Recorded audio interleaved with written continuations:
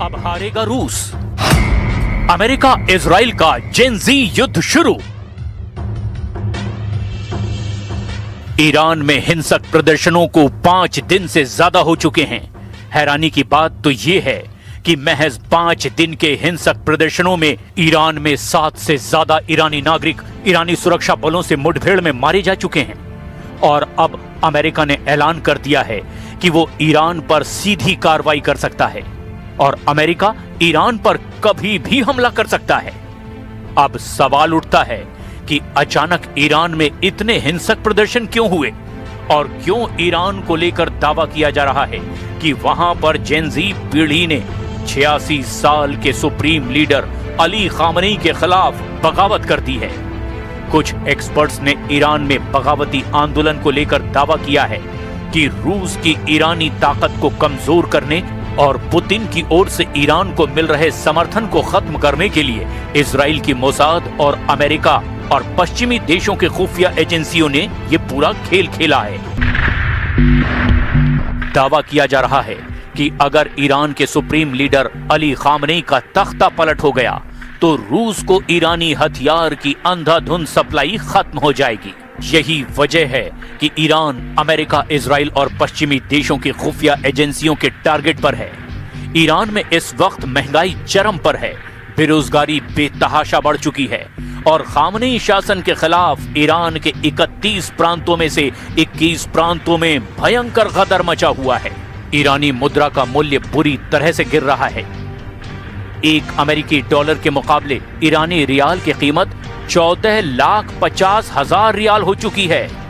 यानी रूस यूक्रेन युद्ध में रूस का समर्थन करने वाले ईरान को तबाह किया जा रहा है ताकि रूस को जंग में हराया जा सके, क्योंकि ईरानी ड्रोन शाहिद और कुछ ईरानी मिसाइलों ने रूस यूक्रेन युद्ध में यूक्रेन, अमेरिका और नेटो के हथियारों को पछाड़ दिया है। लेकिन जो कुछ चल रहा है इसकी शुरुआत हम करते हैं ईरान में चल रहे प्रदर्शनों से, जहां अब अमेरिका भी ईरान पर हमले की तैयारी में जुट गया है। खामनेई का तख्ता पलट, हमले को तैयार अमेरिका। ईरान में हालात तेजी से बिगड़ते जा रहे हैं। देश गंभीर आर्थिक संकट से जूझ रहा है और इसका गुस्सा अब सड़कों पर खुलकर दिखाई देने लगा है। लोगों का विरोध प्रदर्शन छठे दिन भी लगातार जारी रहा। इस बीच अमेरिका के राष्ट्रपति डोनाल्ड ट्रंप ने ईरान को कड़ी चेतावनी दी है। ट्रंप ने साफ शब्दों में कहा कि अगर ईरानी सरकार ने शांतिपूर्ण प्रदर्शनकारियों पर गोली चलाई और उन्हें हिंसक तरीके से कुचला तो अमेरिका चुप नहीं बैठेगा। ट्रंप की यह धमकी ऐसे वक्त में आई है जब सुप्रीम लीडर अली खामनेई के तख्ता पलट की चर्चा खूब हो रही है। खामनेई आर्मी से जुड़ी खुफिया एजेंसी ने इसको लेकर कुछ सबूत भी मीडिया के सामने रखे। ईरान का कहना है कि पश्चिमी देश आंदोलन की आड़ में इस्लामिक शासन को सत्ता से हटाना चाहते हैं। ईरान में इस समय हालात बेहद विस्फोटक और चिंताजनक बने हुए हैं। दुनिया भर की मीडिया और इंटेलिजेंस रिपोर्ट्स के अनुसार ईरान में न केवल आंतरिक विद्रोह चरम पर है बल्कि बाहरी सैन्य हमले का खतरा भी अब पहले से कहीं ज्यादा वास्तविक लगने लगा है। हालांकि रूस और चीन ने पश्चिमी देशों को सख्त चेतावनी दी है कि प्रदर्शन ईरान का अंदरूनी मामला है।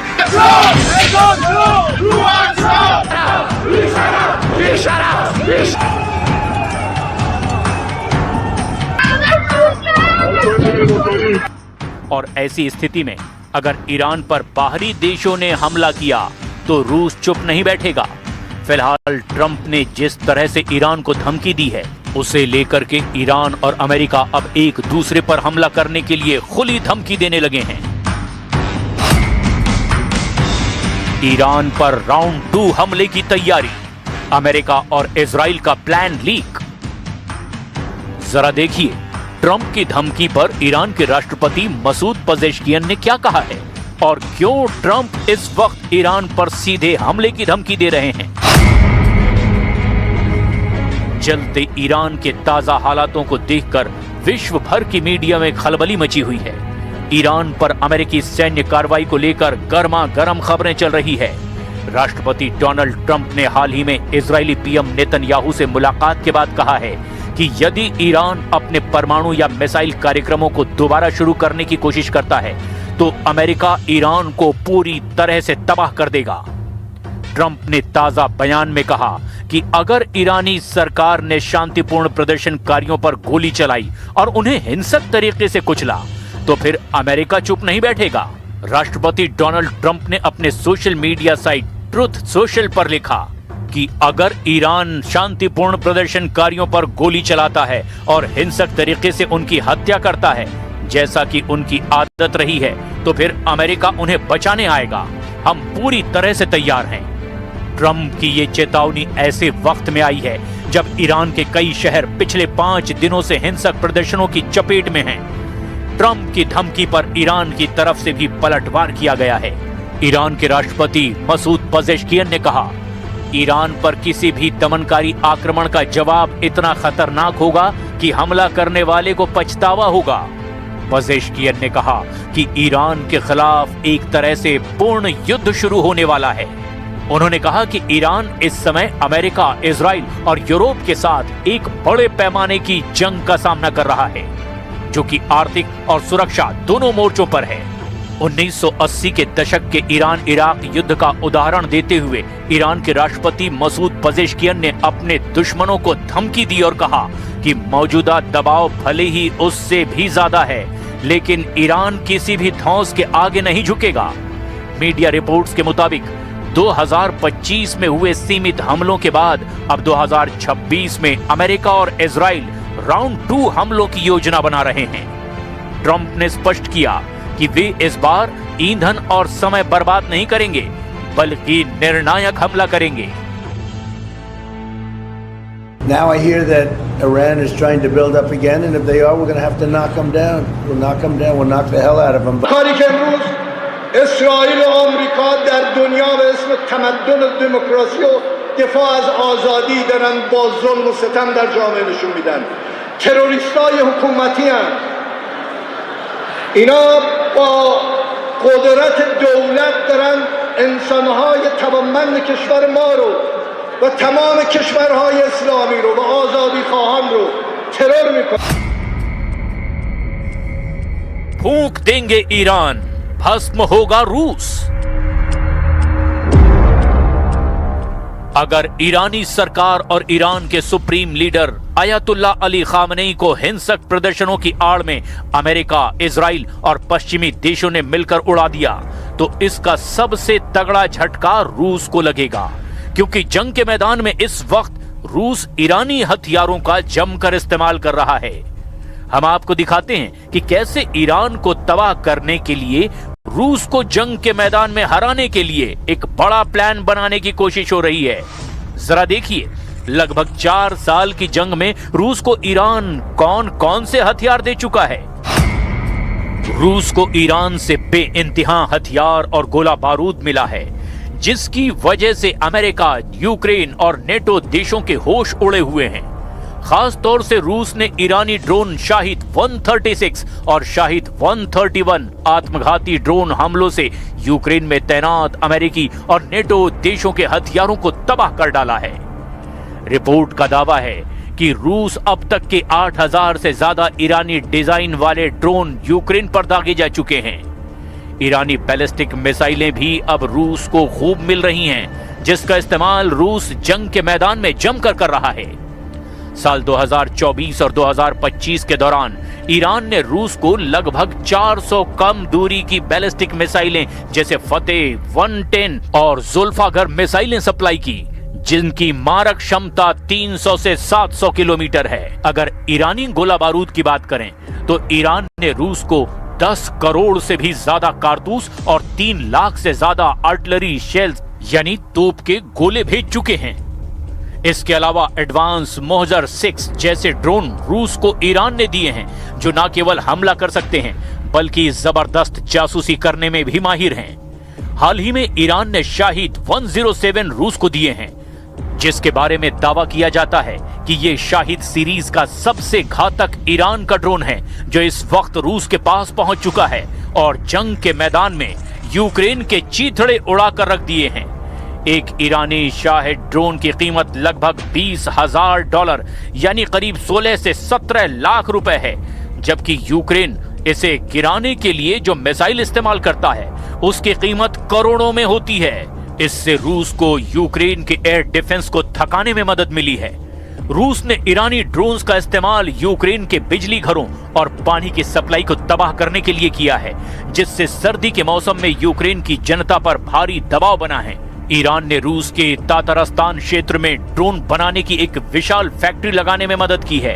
अब रूस खुद ही हजारों की संख्या में गिरान नाम के ये ड्रोन बना रहा है।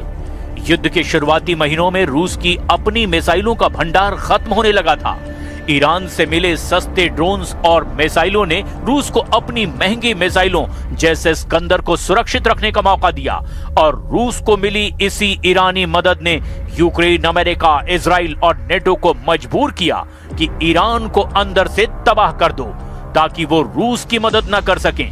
इसीलिए वहां खामनेई शासन के खिलाफ बगावत और आर्थिक युद्ध शुरू कर दिया गया है, जिससे हालात तेजी से खराब हो रहे हैं। 36 साल से खामनेई का शासन, ईरानी जेन जी की बगावत। अयातुल्ला अली खामनेई ईरान के इतिहास में सबसे लंबे समय तक शासन करने वाले नेता हैं। अली खामनेई 4 जून 1989 से ईरान के सर्वोच्च नेता बने हुए हैं। जनवरी 2026 तक उन्हें इस पद पर 36 साल से ज्यादा समय हो गया है। खामनेई ईरान के संस्थापक अयतुल्ला रूहुल्लाह खुमैनी की मौत के अगले दिन इस पद पर बैठ गए थे। खामनेई 1981 से 1989 तक ईरान के तीसरे राष्ट्रपति रहे। इस हिसाब से राष्ट्रपति के रूप में खामनेई ने 8 साल सेवा की, जिसका अर्थ ये है कि पिछले 44 सालों से ईरान की सक्रिय सत्ता के केंद्र में हैं। लेकिन अब उसी ईरान में उनके खिलाफ भीषण बगावत शुरू हो चुकी है।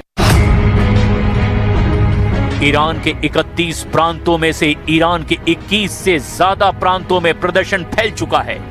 ताजा खबरों के मुताबिक पिछले 24 घंटे में हुई हिंसा में कम से कम 7 लोगों की मौत की पुष्टि हुई है, जिनमें सुरक्षा बल, बसीज मिलिशिया के सदस्य और प्रदर्शनकारी दोनों शामिल हैं।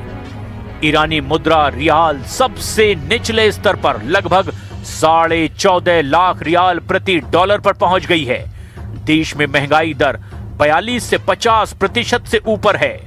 खाने पीने की चीजों के दाम आसमान छू रहे हैं और देश में बिजली और पानी की भारी किल्लत है। तेहरान के ग्रैंड बाजार के व्यापारियों की हड़ताल के बाद अब विश्वविद्यालयों के छात्र भी सड़कों पर हैं। तानाशाह मुर्दाबाद के नारों के साथ प्रदर्शनकारी सरकारी इमारतों को निशाना बना रहे हैं। ईरानी खुफिया एजेंसियों का दावा है कि ये प्रदर्शन महज आर्थिक नहीं बल्कि ऑपरेशन हेड का हिस्सा हैं, जिसे पश्चिमी ताकतें ईरान में तख्ता पलट के लिए चला रही हैं। ईरान सरकार और उनकी खुफिया एजेंसियों का दावा है कि ये प्रदर्शन पश्चिमी देशों और इजराइल की साजिश है। ईरानी खुफिया अधिकारियों का कहना है कि इजरायली एजेंसी मोसाद और पश्चिमी ताकतें सोशल मीडिया के जरिए लोगों को भड़का रही हैं। उन्होंने कुछ विदेशी एजेंटों को गिरफ्तार करने और भारी मात्रा में तस्करी किए गए हथियार बरामद करने का भी दावा किया। ईरान में प्रदर्शन में हो रही मौतों को देखते हुए ईरान में कोहराम मच गया है। ईरान के ग्रामीण प्रांतों और छोटे शहरों जैसे अजना, लोरेस्तान और एस्फान में जमकर बवाल हो रहा है। सैकड़ों लोगों को गिरफ्तार किया गया है, जिनमें तेहरान यूनिवर्सिटी के स्टूडेंट्स लीडर्स भी शामिल हैं।